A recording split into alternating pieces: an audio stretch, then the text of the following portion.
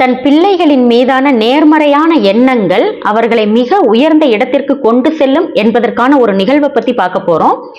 Thomas Alva Edison எல்லாத்துக்குமே தெரியும். அவர் ஒரு நாள் ஸ்கூலுக்கு போயிட்டு வீட்டுக்கு வரும்பொழுது ஒரு கவரோட வந்தாரு. அதில் உள்ள லெட்டரை எடுத்து அவரோட தாயிட்ட கொடுத்தாரு. இது ஆசிரியர் உங்கள்கிட்ட கொடுக்க சொன்னாங்க, படிக்க சொன்னாங்கன்னு சொல்லி அந்த தாயும் அந்த லெட்டரை வாங்கி படிக்கிறாங்க. கண்ணீரோடு உரத்த சத்தமிட்டு படிக்கிறாங்க. உங்க மகனின் அறிவு திறமைக்கு முன்னாடி எங்க பள்ளி மிகவும் சிறியது. அவனுடைய திறமைக்கு ஏற்ப கல்வி கற்க எங்க ஆசிரியர்களுக்கு அறிவு போதாது. ஸோ உங்க மகனுக்கு நீங்களே பயிற்றுவீங்க அப்படின்னு சொல்லி சத்தம் போட்டு படிச்சாங்க. வருடங்களும் பல கடந்து போச்சு. அவருடைய தாயாரு இறந்துட்டாங்க. அந்த நூற்றாண்டுக்கான ஆராய்ச்சியாளராகவும் கண்டுபிடிப்பாளராகவும் ஆனாரு. அந்த சமயத்துல ஒரு நாள் அவருடைய வீட்டை சுத்தம் செஞ்சுட்டு இருக்காங்க.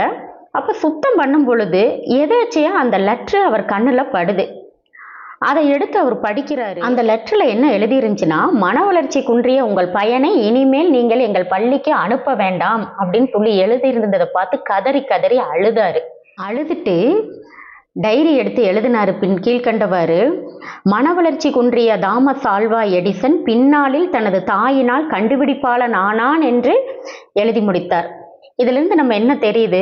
ஒவ்வொரு தாயினுடைய நேர்மறையான எண்ணங்கள் தன் பிள்ளையை எந்த உயரத்திற்கும் கொண்டு செல்லும் என்பது தெரிய வருகிறது. அப்ப நம்மனாலையும் பல தாமஸ் ஆல்வா எடிசனை உருவாக்க முடியும். ஸோ நம்ம எல்லாருமே உருவாக்குவோம். Okay, thank you.